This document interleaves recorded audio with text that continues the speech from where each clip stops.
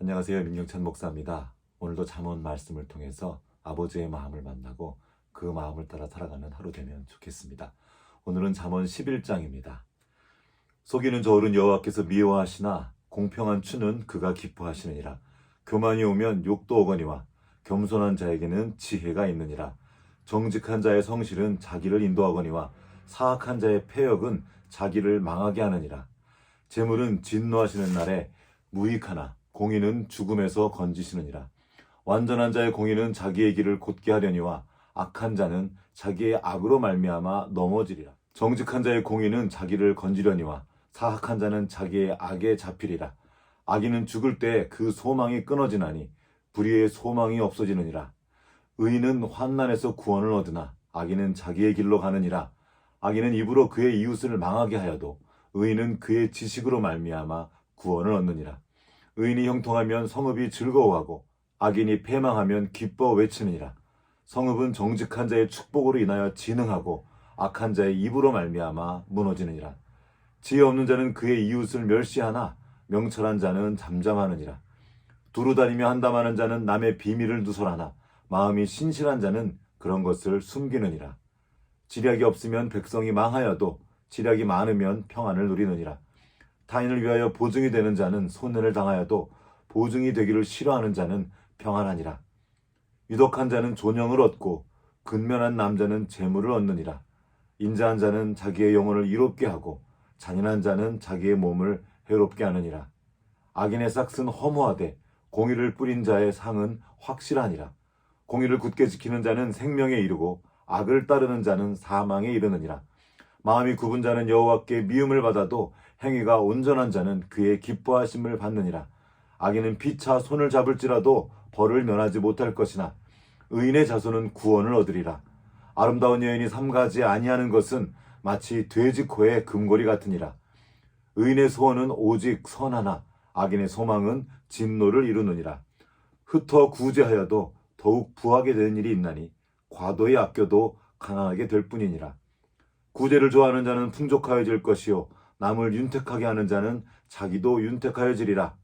곡식을 내놓지 아니하는 자는 백성에게 저주를 받을 것이나 파는 자는 그의 머리에 복이 임하리라. 선을 간절히 구하는 자는 은총을 얻으려니와 악을 더듬어 찾는 자에게는 악이 임하리라. 자기의 재물을 의지하는 자는 패망하려니와 의인은 푸른 잎사귀 같아서 번성하리라. 자기 집을 해롭게 하는 자의 소득은 바람이라. 미련한 자는 마음이 지혜로운 자의 종이 되리라. 의인의 열매는 생명나무라.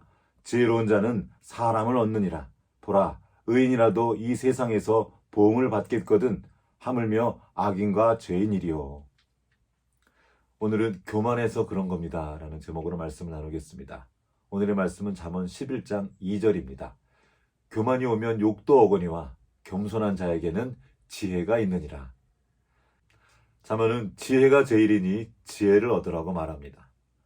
간절히 사모하는 것이 있습니까? 그것이 무엇이든 그것보다 지혜가 더 귀합니다. 우리가 원하는 어떤 것도 지혜와 비교조차 할 수 없습니다. 그만큼 지혜가 귀합니다. 중요합니다. 모든 사람에게 너무도 필요한 것이 지혜입니다. 그래서 주님은 계속 지혜를 구하라고 가르치십니다. 문제는 지혜가 그렇게 쉽게 생기지 않는다는 데 있습니다. 왜일까요? 우리는 왜 이렇게 지혜롭지 못한 것일까요? 오늘 말씀을 다시 한번 읽어보겠습니다. 교만이 오면 욕도 오거니와 겸손한 자에게는 지혜가 있느니라. 우리가 지혜를 얻지 못하는 이유는 겸손하지 못해서이기 때문입니다. 교만해서 그렇습니다. 교만한 자는 듣지 못하는 사람입니다. 끊임없이 자기 말을 하느라고 못 듣습니다.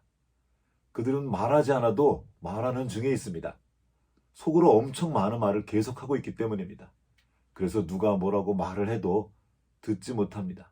또 교만한 사람은 늘 자기의 생각이 옳고 자기의 판단이 맞다고 생각합니다. 그래서 함부로 다른 사람을 지적합니다. 물론 그 지적이 틀리지 않을 때가 있습니다. 그러나 교만한 지적으로 바뀔 사람은 아무도 없습니다. 먼저 겸손을 배워야 합니다.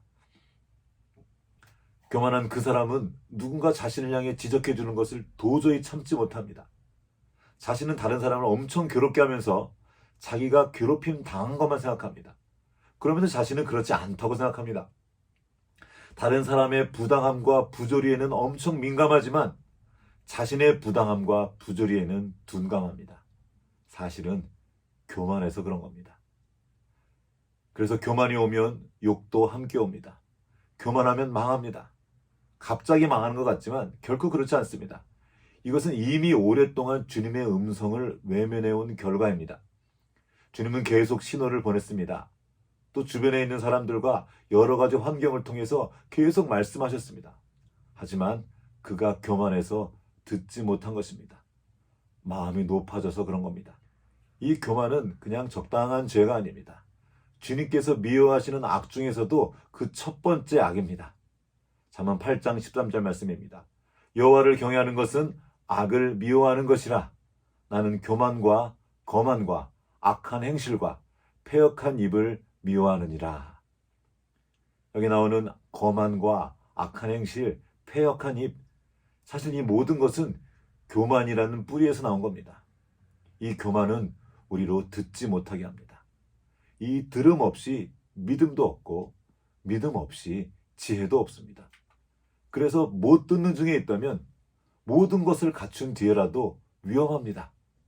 자기가 아는 것이 전부라고 믿고 있기 때문입니다. 이러한 상태는 차라리 재앙과도 같습니다. 그러나 우리가 듣는 중에 있다면 지금 당장 가진 것이 없어도 소망이 있습니다. 겸손히 듣는 마음이 바로 지혜이기 때문입니다.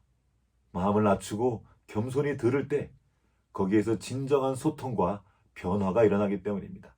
그래서 지혜이신 예수님께서도 말씀하셨습니다. 들을 귀 있는 자는 들으라. 말해주는 사람이 없어서 못 듣는 것이 아닙니다. 청각이 없어서 못 듣는 것도 아닙니다.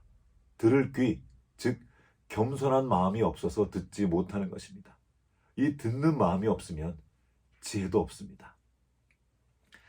하나님께서는 성경을 통해서도 말씀하시기도 하지만 교회와 우리 곁에 있는 사람들을 통해서도 말씀하십니다. 높은 사람뿐만 아니라 자기보다 낮은 위치에 있는 사람, 지나가는 사람, 심지어 어린아이를 통해서도 우리에게 말씀하실 수 있습니다. 우리가 마음을 낮추고 듣고자 한다면 아무 일도 없어 보이는 우리의 삶의 자리에서도 주님의 생생한 음성을 들을 수 있습니다. 오늘도 마음을 낮추고 겸손히 듣는 중에 있는 지혜로운 하루가 되시기를 주님의 이름으로 축복합니다.